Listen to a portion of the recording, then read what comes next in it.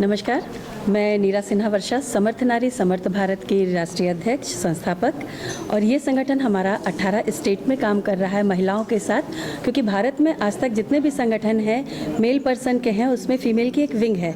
तो भारत में एक हमें आवश्यकता लगी एक बहुत लंबे समय पे कि महिलाओं का एक अलग से संगठन होना चाहिए, जिसमें महिलाएं अपने दिल से जो राष्ट्र के लिए करना चाहती हैं वो सब कार्य कर सकती हैं। तो ये भारत का एक ऐसा संगठन है जो भारत की महिलाओं के साथ किसानी से लेकर के खेती तक, धर्म से लेके संस्कृति तक और विज्ञान से लेके अपना विधि तक हर क्षेत्र में अपनी पकड़ बना के रखी हैं। तो हम सभी महिलाएं इस रूप से कार्य कर रहे हैं समर्थ नारी समर्थ भारत के द्वारा। और इसमें हमारा शस्त्र से शास्त्र तक जो एक लक्ष्य है, उस शस्त्र से शास्त्र में हमने स्वास्थ्य से लेकर के मतलब पंच तत्व अपने शरीर के पांचों तत्व को सही रखना।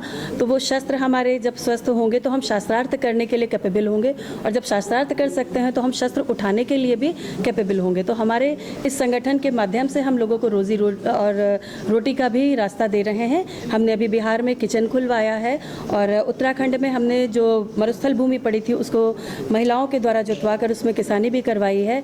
मऊ में हमारी महिलाएं जो है आपका शहजन के प्रोडक्ट तैयार कर रही हैं और आपके जूट के बैग्स तैयार कर रही हैं। इस तरीके से पूरे भारत में कुछ ना कुछ कार्य चल रहे हैं हमारे समर्थ नारी समर्थ भारत के द्वारा। और ये सारे काम हम लोग जो है स्वयं के जुड़ाव से एक साथ मिलकर के कर रहे हैं। जो नीडी है उसको हम रोज़गार देंगे। ऐसे ही माधव बाग के साथ भी हमने बात किया है कि आपके यहाँ हम अपने कुछ लोग ऐसे देंगे जिनको रोज़गार की आवश्यकता है। ऐसे ही भारत के अन्य भी संगठन हैं जिनको हम लोग सपोर्ट कर रहे हैं, जिनको नीड है उनके लिए। तो माधव बाग से ही स्टार्टिंग आपने की होगी, कैसे चुना आपने माधव बाग? नहीं, माधव बाग के पहले हम लास्ट ईयर जब हमने अपने संगठन की ओपनिंग किया था तो हम अपोलो के साथ जुड़ कर के काम किए थे।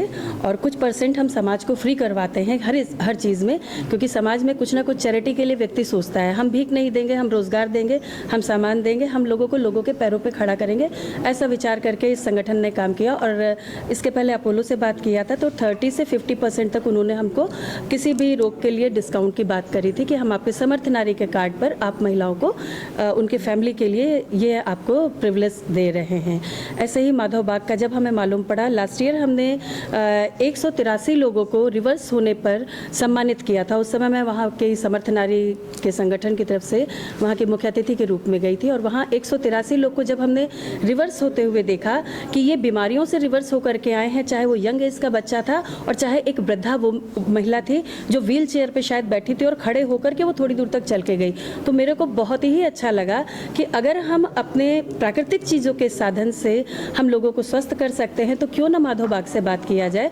तो उसी कार्यक्रम में मेरे को मिलिंद सर से मुलाकात हुई जो आज बॉम्बे से आए हैं। आप आज के स्थापना दिवस है हमारा समर्थ नारी समर्थ भारत के कार्यक्रम का, तो साथ में हमने माधव बाग के साथ कोलैबोरेट किया है पूरे भारत के लिए और उत्तर प्रदेश को मधुमेह मुक्त उत्तर प्रदेश बनाने का एक संकल्प लेकर के कार्य कर रहे हैं। आज आपका स्थापना दिवस है, ये कितने साल पहले शुरू हुआ? इसकी शुरुआत तो देखिए यूँ तो हमने 2010 में किया था, क्योंकि किसी भी चीज़ को खड़ा करने के लिए मेहनत उसकी पहले प्रारंभ की जाती है। तो इसका हमने 2010 से पूरे भारत का भ्रमण किया और भारत के भ्रमण में हमें जो चीज़ें समझ में आई कि चाहे वो ट्रेन हो, चाहे वो बस हो, चाहे विद्यालय हो और चाहे आपका घर हो, कहीं भी बेटियां या स्त्रियां सुरक्षित नहीं है। तो उस सुरक्षा के भाव से हमने कनेक्टिविटी हर शहर की बना करके महिला को सुरक्षा के लिए एक ये कार्य प्रारंभ किया है। और इसका इनॉग्रेशन हमने लास्ट ईयर किया 2020 में, क्योंकि उसके पहले 2016 से हमने इस पे एक अलग संगठन के बैनर तले समर्थ नारी समर्थ भारत का कार्य प्रारंभ कर दिया था कि महिलाओं की मानसिकता बढ़े कि वो कितना हमारा साथ दे सकती हैं।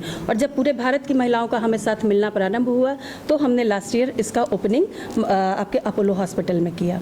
आप इस सफ़र में अपने आप को कितना सफल मानती हैं? इस सफ़र में अभी हम कहेंगे कि हम बहुत सफल हैं, क्योंकि हमने सबसे पहले सफलता के लिए अपने बचपन को ढूंढा। और बचपन की हमारी दोस्त आप प्रिया जी हैं, ये हमारी राष्ट्रीय महासचिव हैं और आप गाज़ियाबाद से यहाँ आई हैं। पहली सफलता तो यही है।